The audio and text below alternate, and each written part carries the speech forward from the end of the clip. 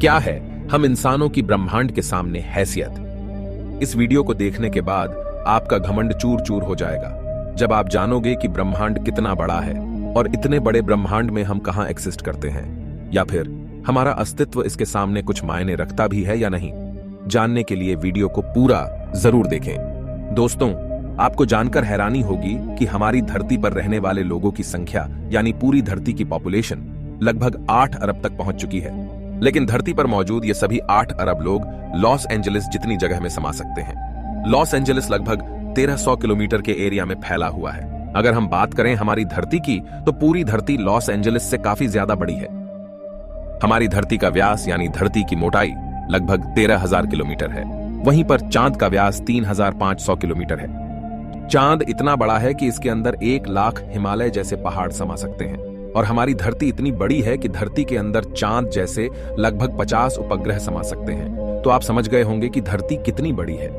तो दोस्तों, जरा एक बार सोच कर देखिए, धरती के सामने हम कहां टिकते हैं। चांद धरती से 3,84,000 किलोमीटर की दूरी पर मौजूद है। इस दूरी के अंदर सोलर सिस्टम के सभी 8 ग्रह समा सकते हैं। अगर हम अपने सूरज की बात करें तो हमारा सूर्य धरती से 15 करोड़ किलोमीटर की दूरी पर मौजूद है।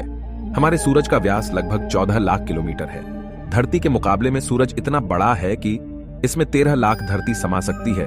यानी सूरज की विशालता की कल्पना हम आंख बंद करके भी नहीं कर सकते। तो आप सोच लीजिए, हम इंसान सूरज की विशालता के सामने क्या औकात रखते हैं। न सिर्फ इंसान बल्कि सूरज की विशालता के सामने धरती और चांद की भी कोई हैसियत नहीं दिखाई देती। हमारे सौरमंडल के सबसे विशाल ग्रह जुपिटर के अंदर हमारी धरती जैसी 1300 धरतियां समा सकती हैं और जुपिटर जैसे 1000 ग्रह सूरज के अंदर समा सकते हैं। तो दोस्तों, सूरज न सिर्फ धरती बल्कि जुपिटर की औकात से भी कई गुना बड़ा है। लेकिन औकात की बात करें तो यह तो बस एक शुरुआत है। अगर हम बात करें पूरे सौरमंडल की, तो हमारे सौरमंडल का व्यास 287 अरब किलोमीटर है। इतने बड़े सौरमंडल में हमारे 8 ग्रहों के साथ 5 बौने ग्रह, लाखों एस्टेरॉयड और करोड़ों मीटियोरॉइड्स मौजूद है। सूरज से लेकर नेपच्यून तक की दूरी करीब 4.5 अरब किलोमीटर है। ऐसे में अगर हम सूरज से लेकर नेपच्यून तक सूरज की लाइन बनाएं, तो इस लाइन में सूरज जैसे लगभग 3000 सितारे समा जाएंगे। तो आप समझ सकते हैं कि सोलर सिस्टम की साइज के सामने सूरज कितना छोटा है।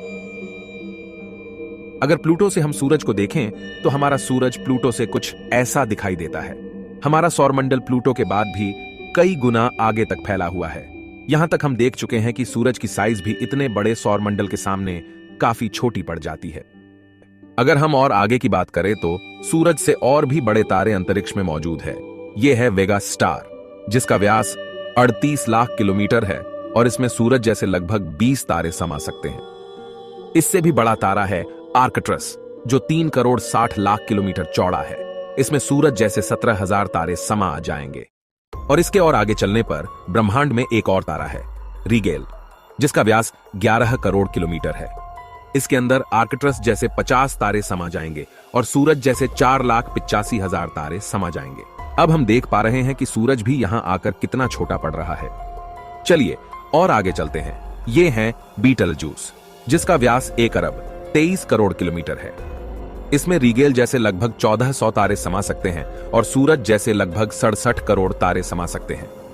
अब आप सोच लीजिए, यहां आकर सूरज भी एक रेत के कण के बराबर लग रहा है। इसके आगे हम मिलते हैं वीवाई कैनिस मेजोरिस से, जिसका व्यास 2 अरब किलोमीटर है। और इससे भी बड़ा तारा है यूवाई स्कूटी, जिसका व्यास लगभग 2 अरब 40 लाख किलोमीटर है। और अब तक का झांक सबसे बड़ा तारा है स्टीफनसन 218, जिसका फैलाव 3 अरब किलोमीटर के बराबर है। यानी इस तारे के अंदर सूरज जैसे 9 अरब 83 लाख तारे समा सकते हैं। ब्रह्मांड में अब तक इससे बड़ा कोई सितारा नहीं मिला है और इस तारे के सामने सूरज का अस्तित्व न के बराबर है। ऐसे में हम इंसान और हमारी धरती तो इसके सामने कुछ भी नहीं है। जरा सोच कर देखिए, इस तारे के अंदर धरती का अस्तित्व मायने भी रखता है या नहीं। अब अगर हम बात करें ब्रह्मांड में इससे भी बड़ी संरचनाओं की, तो हम पहुंच जाते हैं कैट्स आई नेबुला के पास। यह आकार में 0.4 प्रकाश वर्ष बड़ी है। यानी प्रकाश को भी इसे पार करने में 4 महीने 26 दिन लगेंगे। यह ब्रह्मांड के सबसे विशाल तारे के मुकाबले कितना बड़ा है। इस नेबुला के अंदर स्टीफनसन जैसे लगभग 3000 तारे समा जाएंगे। और इससे भी बड़ा हेलिक्स नेब्युला है जिसका व्यास 5 प्रकाश वर्ष है, यानी प्रकाश को इसे पार करने में 5 साल लगेंगे। और इसमें स्टीफनसन जैसे 15,000 तारे रखे जा सकते हैं। इससे भी आगे है ओरियन नेबुला जो 24 प्रकाश वर्ष चौड़ा है, और इससे आगे हमें मिलता है ओमेगा सेंटोरी कंस्टलेशन जिसका व्यास 150 प्रकाश वर्ष है। और अब तक जिन विशालकाय संरचनाओं को हमने देखा है उन सबको अपने अंदर समाने वाली, इन सबसे करोड़ों गुना विशाल ये है हमारी आकाशगंगा मिल्की वे, यानी मंदाकिनी आकाशगंगा, जो कि 1 लाख प्रकाश वर्ष के व्यास में फैली हुई है। यानी यह इतनी बड़ी है कि इसे पार करने में प्रकाश को भी 1 लाख साल लग जाएंगे। और आपको बता दें कि प्रकाश की गति 3 लाख किलोमीटर पर सेकंड है। हमारी इस आकाश गंगा में इस तरह के बड़े बड़े 400 अरब तारे मौजूद है और इतने ही ग्रह इसके अंदर मौजूद है। तो यहां आकर आप कल्पना भी नहीं कर सकते कि यह कितनी बड़ी है। इसके अंदर हमारी धरती खत्म भी हो जाए तो इतनी विशाल आकाश गंगा को कोई फर्क नहीं पड़ने वाला है। हमारा सूरज भी खत्म हो जाए तो भी इसे कोई फर्क नहीं पड़ने वाला। ब्रह्मांड का सबसे बड़ा तारा भी खत्म हो जाए तब भी इस पर कोई फर्क नहीं पड़ेगा।